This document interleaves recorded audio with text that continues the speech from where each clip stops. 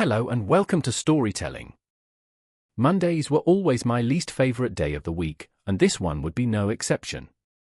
Peggy, my wife, was really moody and depressed. As if she were a robot, she prepared breakfast for the boys and me. She was simply depressed, she wasn't being mean. It did not lighten the morning in any way. I didn't know what caused it and wasn't in the mood to ask her. Around the same time that I left for work, my sons, Dave, 18, and Robert, 16, left for school. I have been employed by a freight company that loaded and unloaded container ships for the past 15 years. The pay was good, but the work was hard. This was the closest I could go to the sea, something I had always wanted to do. Sail around the world and see different places and people was my dream.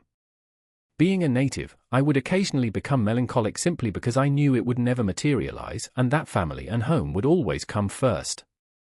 I felt content in my family life. I was blessed with a loving wife and 2 wonderful sons. Sadly, Monday was approaching. Some of the people I worked with were the aspect of my job that I detested the most. Ray Collins, Freddie Springer, and Bob Timbers were Colin Farrell's 3 constant hangouts and the world's most annoying guy. We all 5 attended the same high school. Both back then and right now, I didn't like them. Hey, Grady, I missed you at the party on Saturday night, gave the impression that Colin would get things started early today. Saturday night was a company party, so the boys and I had to go help my father move out of his house in Chester. My father made the decision to downsize after my mother passed away 6 months ago. I told Peggy to attend the party on her own since she seemed disappointed. I asked her how the party went when we returned Sunday night, and she simply replied, "Okay." I merely gave Colin a fierce look and remained silent. "We're sorry you couldn't make it, Grady, but thanks for letting your wife come, she made the whole evening worthwhile." His group of hyenas was laughing like girls, and I found myself balling my fists. They appeared to be making a joke about me behind my back. Colin started to follow me out the door, taunting me all the way. "Grady, she really has come a long way since high school. To have that as your welcome home each evening made you one fortunate man." It was obvious that the day would be long. My forehead veins began to burst, and I could feel my neck's tendons getting taut. I've struggled my entire life to keep my temper in check. I tried to turn away once more. As I turned to face the group, Colin threw something in my direction. It was a pair of panties, and it was red and soft. Peggy forgot these Saturday, she might need them to go with that red bra she was wearing. Everyone in the group started laughing. I didn't lift my head as I stood there observing them. At my feet, on the concrete loading platform, the red silk dropped. I didn't try to pick it up. My stomach muscles tensed as I suddenly realized I had stopped breathing. I was turning into an uncoiling, ferocious spring. I could easily take any one of them, but taking them all at once could be challenging. I didn't give a damn at this stage. A massive hand grabbed my shoulder as I turned to face my tormentors. The dock foreman, Josh Hamilton, nodded his head toward the main office without even looking at me. There was silence. I followed Josh up the stairs while glaring at the group with a hatred they had never seen before. They all stopped laughing for no apparent reason, and worried expressions took over. Josh entered Henry Clark's office while I took a seat across from Sally, Henry's secretary. "Grady, would you like a cup of coffee?" "No thanks, I'm too upset to hold a cup right now." Through the glass partition, I could see Josh and Henry having a conversation. It appeared to be serious. "Sally, were you at the party Saturday night?" All she did was nod. "Yes, please explain what the hell happened to me. I'm not sure what's going on." Peggy remained silent, and I'm at a loss for what to do. "Grady, I shouldn't say anything. You ought to discuss that with your spouse." "Sally, you were present and witnessed what transpired. Give me a hint, please." Sally was stumbling over some papers on her desk, trying to think of a way to avoid having a conversation with me. "Please, Sally, I need to know." Peggy looked fierce when she arrived at the celebration. Colin began giving her drinks after about an hour. It appeared that she was enjoying herself. Every time he refilled the drinks, Colin would whisper things to his posse, and they would all laugh. At last, Peggy and Colin entered the storeroom at the back. After about 30 minutes, Bob, Ray, and Freddie returned. After an hour of not seeing any of them, they all materialized once more, joking and laughing. Despite her horrible appearance, Peggy was grinning, her dress and hair were all messed up. After 10 minutes or so, she and Colin headed out together. "Many thanks, Sally." "That's not what I wanted to hear, but it makes sense." We sat in silence for a good 10 minutes more. Josh emerged and motioned for me to enter. "Brady, I don't feel good about what happened this morning." Each of Colin, Ray, Bob, and Freddie received an unpaid week off. "I would like you to go on a 2-week vacation."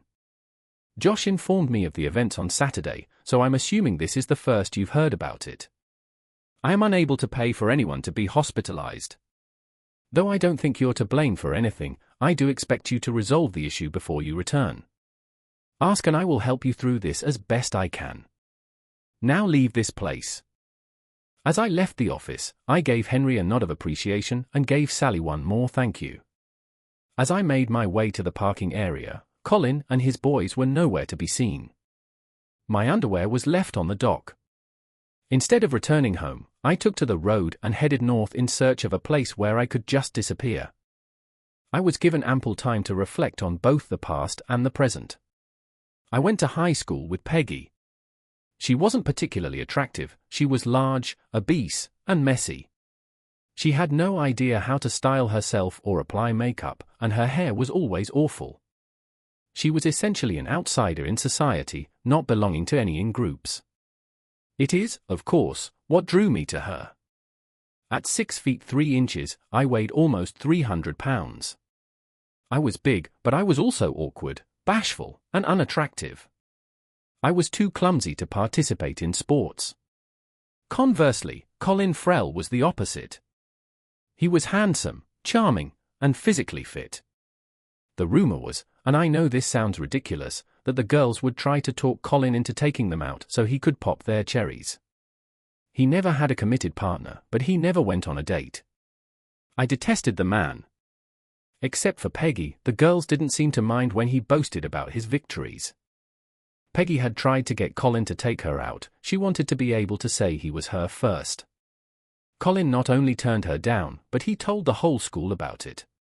He said he only liked girls and wasn't about to stoop low enough to screw a pig.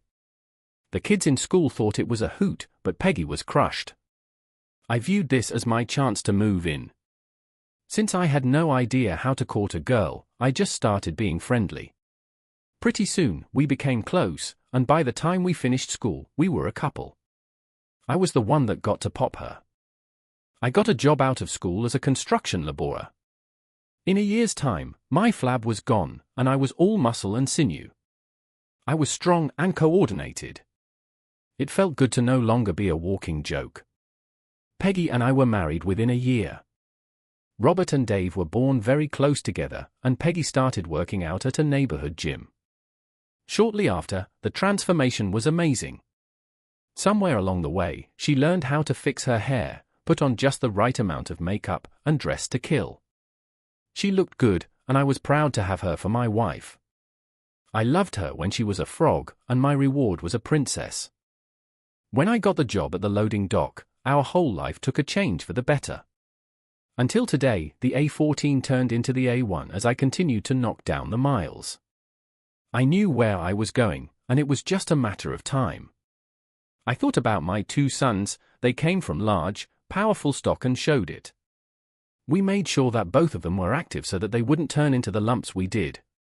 Dave was about 2 inches taller than Robert and a little leaner. Robert had large hands and large arms, both of them were fit and able to take care of themselves. We taught them restraint and the importance of not being a bully. They both had the same goal, to go to sea. I guess it was in the blood. I promised I would help them in whatever they wanted to do. Peggy was a good mother and a great wife. She kept a good house and did not waste money on frivolous things. We had a great sex life, also I thought. We had fun when we had sex, and I was perfectly content with that part of our life. I found myself on the M6, still clicking off the miles. The shadows were getting long, and I was hoping to arrive before dark. It was a 7-hour trip to Port Patrick, but it was the only place I wanted to be right now. I kept looking for the A75 and finally found it as the sun went down. There were plenty of parking spaces this time of year by the Duke's Duck. I gave my keys to the barkeep and asked for a room by the week. I had no luggage, change of clothes, or razor, but I didn't care. He took the room key off the hook, gave it to me, and hung my car keys in the same spot. I took a pint and sat down in the back corner. The streetlight was shining through the amber-bottled glass window by my head. It was time to get numb and forget the world. I would find myself waking up in my room late in the mornings. I vaguely remembered how I got there. Usually, one of the local regulars would help me up the stairs and drop me on top of the bed. I never did get under the sheets. I splashed some water on my face and a couple of times took a shower. I had to put the same clothes back on, so the shower didn't really help much odor-wise. I was getting a fierce-looking beard. I had never let my facial hair grow, and it was a little unnerving to see it in the condition I was in. Every couple of days, they ran my credit card through to keep the tab up to date. I had been wallowing in self-pity for a long while, and I was starting to get sick of it. I was sitting glassy-eyed, staring at the dartboard for the 1000th time, when 2 uniforms walked in. I watched them without looking at them. They talked to the barkeep for a while, and he nodded in my direction. He also pointed to my keys on the wall behind him. I assumed they were looking for me. I was amazed at my own intelligence. They didn't even try to talk to me, they just pumped coffee into me for the next 2 hours. Grady Baxter, do you think you can talk to us? Did I do something wrong? We just need to talk, are you up to it? Can we go outside? The sun was shining, but everything was wet. The cobbles on the street in front of the pub were slick, and I took my time walking across to the seawall. The whole street was on a slope, and I still felt a little tipsy. The cool air was marvelous as it filled my lungs. I don't smoke, but the air inside was so thick, the results were the same. I leaned over the granite seawall and threw up. It was mostly liquid because I hadn't eaten much solid food the last few days. My head started to clear, and so did my eyes. My 2 companions waited patiently while I got myself together. I was starting to feel obligated for putting them to so much trouble.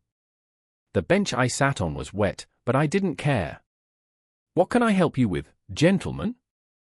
First of all, we were trying to find you since you were missing for 10 days. Second, we are trying to locate Colin Farrell, and we were hoping you could help us. Well, you found me, so that part is solved. I haven't seen Colin Farrell since the day I arrived here. I believe the barkeep has already informed you that I have not left the inn since I checked in. I have no idea where Colin is, but I think I will be looking for him when I get home. I chatted with them for about another hour. They had nothing to charge me with, and after they found me safe, they seemed to only be interested in talking about Colin. They located me through the credit card charges. I'll remember not to make that mistake again if it ever comes up. I went down the hill and bought some fresh clothes and a toothbrush. I decided I would keep the beard for a while, even though it looked like crap. After a final shower, I paid my bill and started home. I stopped about 4 times on the way, twice I got something to eat, but mostly I was just trying to delay my arrival. There was nothing pleasant or enjoyable waiting for me at home. I did want to see my boys, though. She was sitting on the couch.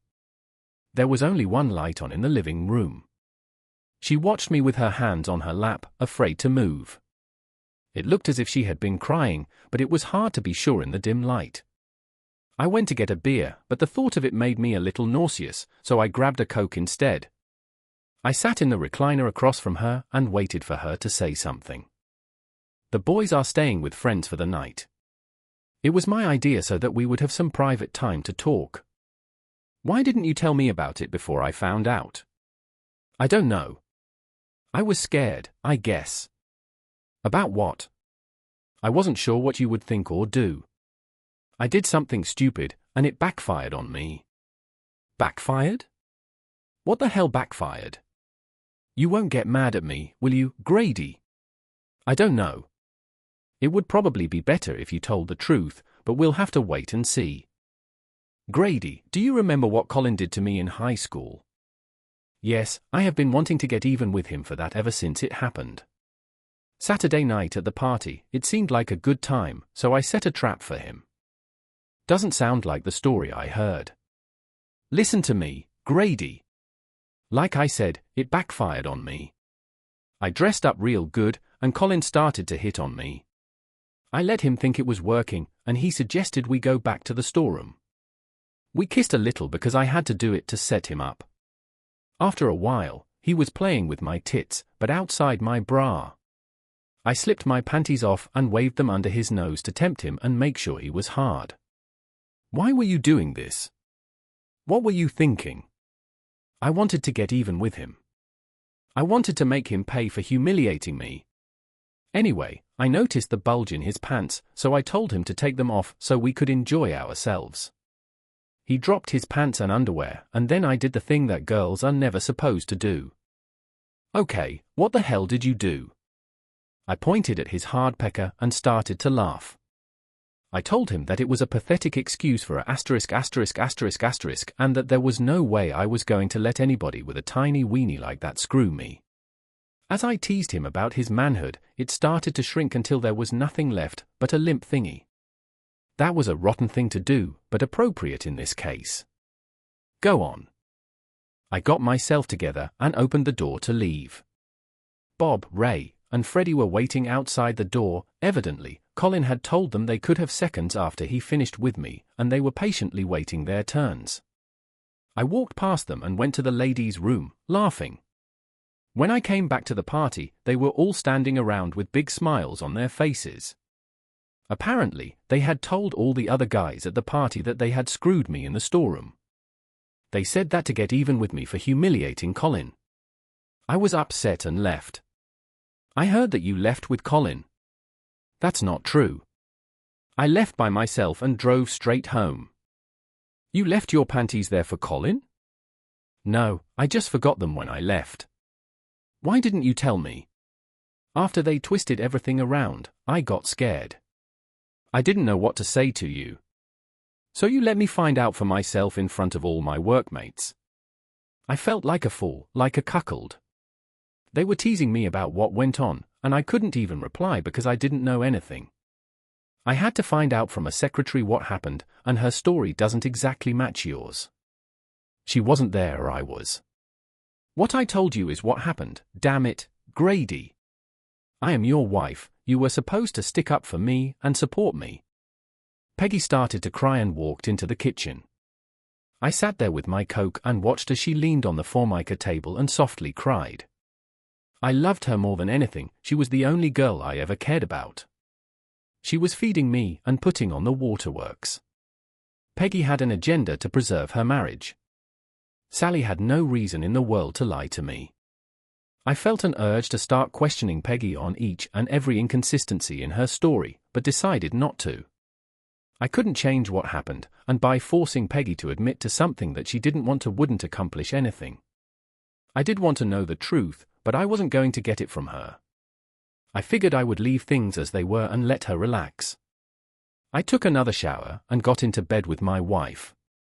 She laid her head on my shoulder, whispered that she loved me, and we both fell asleep. I still had some days coming before it was time to go back to work. The boys were glad to see me but were a little standoffish. I suggested a drive to London, which was quickly accepted. Peggy seemed to be happy that the men in her family were bonding on the drive to London. I found out the boys were both suspended for fighting, a strict no-no in our family. Reluctantly, they explained they were getting a lot of flack about their mother's party escapade and finally decided to put an end to it. Several boys with smart mouths ended up with loose teeth and black eyes. They kept the suspension from their mother but asked me for an explanation about the party. I put it off. We went to the Maritime and Coast Guard Agency. I asked for 3 applications, and the boys were ecstatic. It took an hour to fill out all the forms. I had all the documents we needed, including birth records and passports. After each of us had a short interview, they gave us medical forms to be filled out by a physician. We went to Wagamama for supper and started home.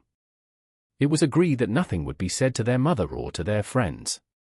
The physicals were completed the next day, and all we had to do now was wait. I always loved Peggy. She was the only girl I ever loved. She was the only girl I ever had sex with. In fact, she was the only girl I ever kissed. It was difficult for me to believe that she had done something this low. I found her actions despicable and unforgivable. I was still willing to give her a chance if by some reason her story could be proven, but the odds were long. The end of that week, she put the final nail in her coffin. Peggy had been very attentive. She was careful never to mention anything about the party or any references to anything relating to the party. She never discussed my trip to Port Patrick. She was trying everything in her power to resume our life just how it had been. The next day at breakfast, I was hit with the ultimate in stupidity. Grady, I was thinking I would like to have another baby. Now, we need a little background here to be able to appreciate the stupidity of this comment. Peggy had been on birth control pills for several years. After the boys were born, about 3 years ago, she started complaining about the side effects of the pills. I won't go into the specifics, but she was having different types of female problems that were supposed to be either caused or aggravated by the pills. In any event, she decided to stop taking them. We were not using any other type of birth control. A short time later, I was in the doctor's office for a rotator cuff problem. I asked him about getting clipped, and 20 minutes later, I was sterile. I never mentioned this to Peggy. I didn't see any need to. For the last 3 years, Peggy and I have been having unprotected sex, no pills, no condom, no diaphragm. At no time did Peggy ever mention or wonder why she wasn't getting pregnant. Now, all of a sudden, she wants to wave a magic wand and have a baby. Either she is extremely stupid, or she thinks I am extremely stupid. I looked at her in amazement. I think that would be great, honey. Now, being a man, I don't know much about pregnancy, but since it had been almost 3 weeks since the party, there is a good chance that Peggy had missed a period and was covering her ass. This put a whole new light on things, so I decided to move up my schedule. The boys were back in school, and I got a chance to talk to them a little bit before they left. They seemed to understand my situation concerning their mother better than I did. I felt better knowing that I had their support and backing, no matter what happened. I was not sure what was going to occur at this point. I spent most of the day looking for Colin Frell. He had to be someplace. At lunchtime, I went by the docks and spoke to Sally. Bob, R.Y., and Freddie were back at work, but she had no idea what was going on with Colin. The rumor was that he was afraid I would go after him. That didn't make sense because I was a peaceable fellow. I avoided the work area so I wouldn't run into any of my 3 tormentors. That afternoon, I stopped by to see a local lawyer and started the paperwork needed to divorce Peggy. I didn't want to hurt her, but I didn't want to live with her anymore. The boys would be on their own shortly, and I didn't see any reason for me to stick around. The one remaining problem that I couldn't shake was the need to thank Colin and his boys for ruining my marriage. I know that the fault was primarily Peggy's, but I couldn't punish her. Her paramour would have to pay for their poor judgment. Freddie Springer was married but always stopped by McCurry's for a pint before heading home. It was just getting dark when he came out the side door and started walking along the building to his car in the rear. I surprised the hell out of him when I grabbed his left arm and twisted it up behind his back. I ran him full speed into the wall and heard a few things break as his face met the brick. His knees buckled a little, but I held him by his arm as I started to pound his kidneys with my right fist. As he sank lower, my fist started to hit higher, and I could hear ribs cracking. I must have hit him 20 times when his arm went loose at the shoulder socket. I dropped him to the cobblestones as a group of people came down the alley. No one chased me as I calmly walked to my car and drove away. 2 hours later, I was sitting in the police station. Peggy had just put the house up for collateral to get bail and was finishing the paperwork. Alice Springer came storming and screaming that she wanted me put away forever. They were able to keep her away from me, but she didn't shut up until Peggy talked to her. I don't know what Peggy said, but Alice looked at both of us like we were dirt and walked out. Robert and Dave had my car and drove me home while Peggy followed. The boys seemed to be proud of me, but I was careful not to say or do anything to encourage them. Freddie had a dislocated shoulder, broken nose, 2 black eyes, and lots of internal injuries that they had not fully identified yet. The ribs were broken, but luckily, none had punctured his lungs. My wife and I didn't speak of the problem. When we got home, I slept on the couch for the first time in 20 years, but didn't mind. I was up and out early the next morning, trying to figure out what to do next. Felix was unloading the Osaka Maru. Jose Costa, the captain, was a friendly man who would take me on if and when I got my papers. Later on in the week, I assured him that I would respond. I made a stop to fill up the gas tank on the way home. I saw someone running toward me as soon as I was done. I turned in time to see Ray Collins slam a 2x4 into my left side. The wood cracked a couple of ribs after glancing off my left arm. The pain made me squint my eyes and hunch over. I can still picture myself trying to breathe but failing to do so. I felt my knees buckle and saw flashes of bright white when I closed my eyes. The wooden club bounced on the asphalt with a funny clunking sound. After the hit, Ray was unable to hold onto it. As I fell, my right hand shot out and grabbed some flannel. I drove my right fist with flannel into the ground and managed to twist around to the left. I felt my body crash into Ray's. My left eye was still tightly closed as I tried to ignore the pain. I was left with no arm movement. My right hand began to hammer up and down, as if on impulse. I have no idea what I was hitting, but it was still a good assault. My body was functioning independently on both sides. My right side was attacking anything it could find, while my left side crumpled up for defense. Ray was writhing beneath me at first, attempting to escape, but after a few moments, he remained still. I kept hitting him until a few patrons removed me from the situation. I was still having severe pain when trying to breathe. I was shot by one of the medics, and I slept the entire way to the hospital. A few hours later, my body was taped tight and my left arm was in a sling. I could breathe, but I had to be careful. There was Peggy, and she did not look happy. "Grady, what did you think you were doing? Damn it! You were giving that little party issue a lot of attention." "I apologize, I didn't do anything, honey." "Why did your boyfriend use a 2x4 to attack me?" "And by the little party problem, what exactly do you mean?" "I'll either keep talking to people or I'll get a better explanation for what happened that Saturday." "You were not talking, you were hunting them down and thumping them." I smiled broadly at her. "Why would I want to carry out such an action? Give up being a bully and quit calling them my boyfriends." The doctor entered the room as Peggy was leaving. I was not so much broken as bruised. Like a young boy, Ray swung that wood. There were only minor cracks in my ribs, and my arm hurt. My breathing was difficult and I was in pain from the impact alone. Dave and Robert came to get me early the next morning. They were beaming with happiness, and I told them to stop. However, Ray was not in good health. It would take him around a month to heal his jaw and at least a week for the swelling on his face to go down if he had to eat through a straw. It was true that he broke his left collarbone in one careless blow. Of course, I didn't know what I was hitting at the time, so all of the blows were incorrect. Since multiple witnesses stated in court that Ray attacked me first, there were no charges brought against me.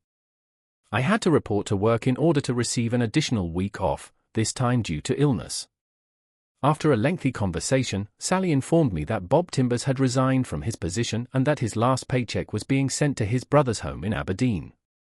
They were still clueless as to Colin's location. I was having trouble communicating with Peggy. I was now spending every night on the couch. The arm sling came off of me rather quickly, but my ribs were still a little sore. I could breathe and move normally, at least. In 4 days, the Osaka Maru was sailing away. I went in to see my attorney. I told him to have the divorce papers served in 4 days since they were ready. I was leaving Peggy in charge of everything. The house would belong to her, but when I failed to post bail, the bonding company would take it. I don't really care. Along with the divorce papers, I sent a copy of the vasectomy paperwork and a recent lab report on sperm count. I tried to recover from the 2x4 attack by making a few calls to some friends in Scotland and going to the gym. Henry Clark was sad to see me go, but he promised to keep my departure as low-key as possible. I asked him to watch out for my boys in case it came to that. The house was falling apart, and Peggy had stopped going to the gym. The entire area was becoming less appealing, and the wash was backing up. The conversation was not very engaging, and the meals were just thrown together. It appeared as though she was gaining weight once more. The entire world passed in just 4 weeks. The boys gave me my set of maritime papers the following day. They had never looked happier to me. We were all 3 set to go. I advised them to hold off on making any decisions until after this school year was completed. They weren't, I believe, paying attention to me. I went back to the Osaka Maru and took care of business as usual. I got a list of things I needed to get before sailing from the quartermaster. After getting my stuff and checking into my room on board the following morning, I made one final exit from the ship.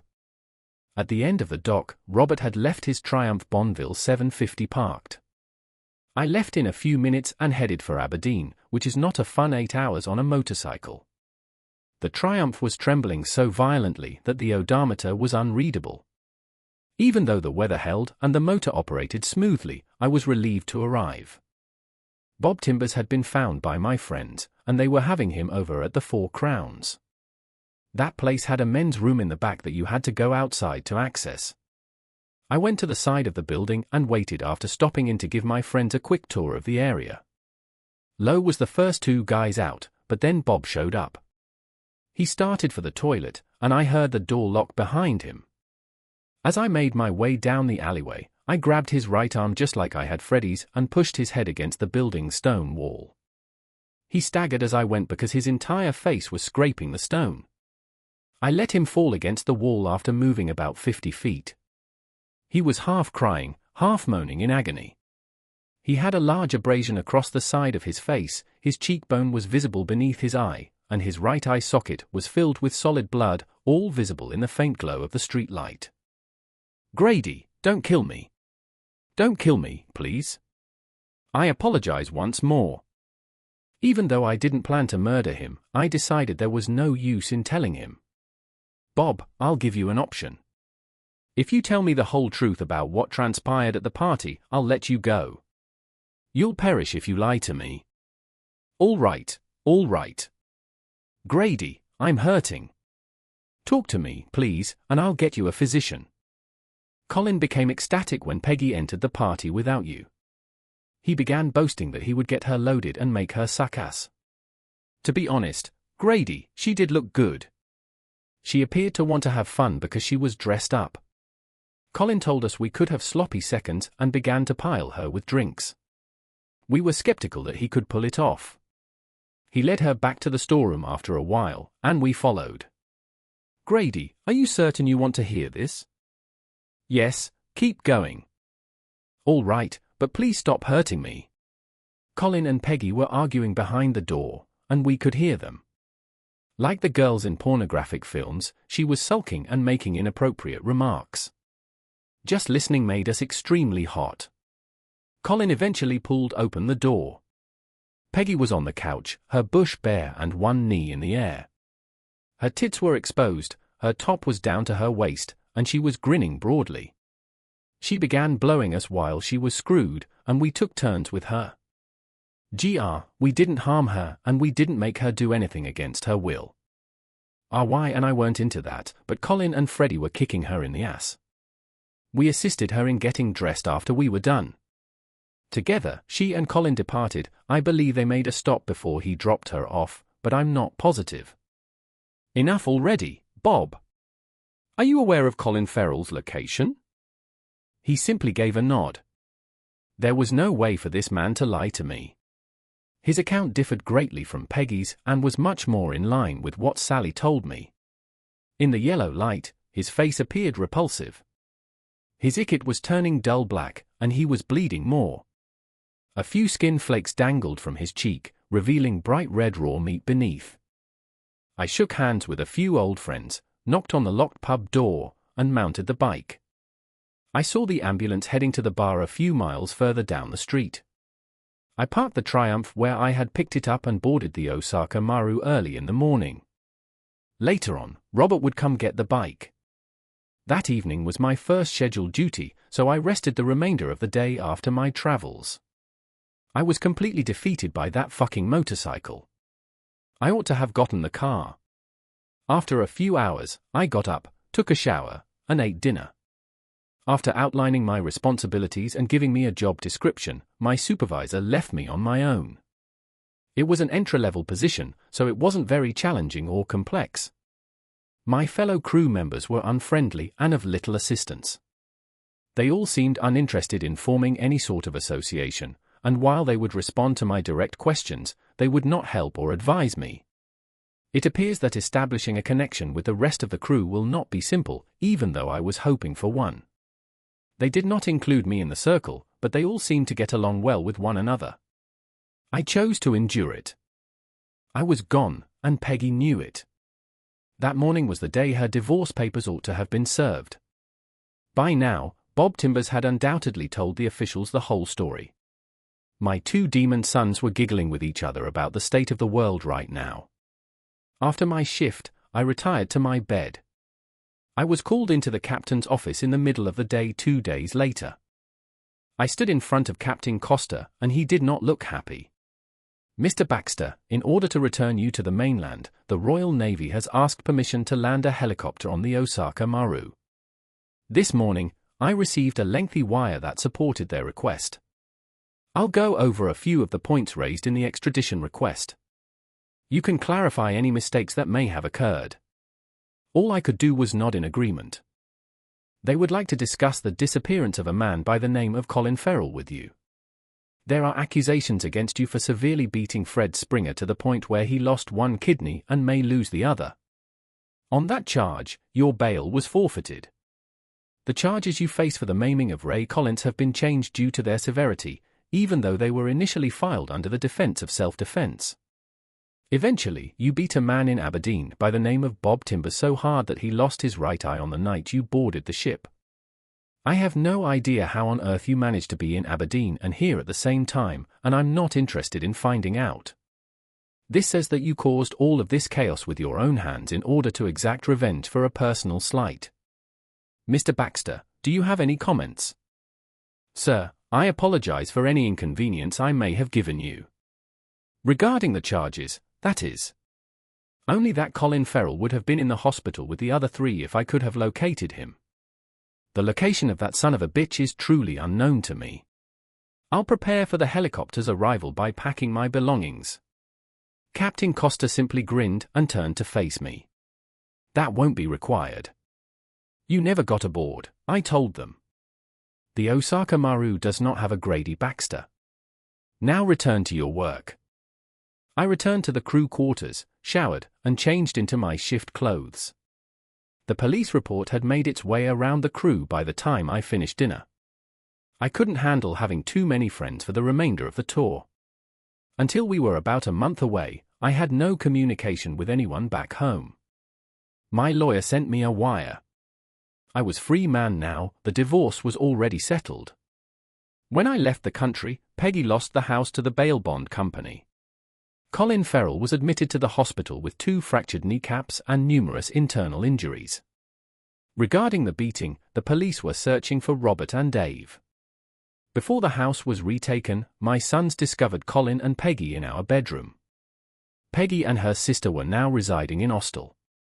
Her old weight problem was slowly returning, and she was pregnant. There were still charges against me, and my lawyer advised against my going back. He didn't know the whereabouts of my boys. The news caused me to feel conflicted. The captain passed by the table at breakfast the following day and came to a stop. I just wanted to let you know that Robert and Dave Baxter are not aboard the Tan Nakamura headed for Cape Town. We grinned at each other. My dream has always been to sail the world. If you've made it this far, listener, please click the subscribe button. It will be very beneficial.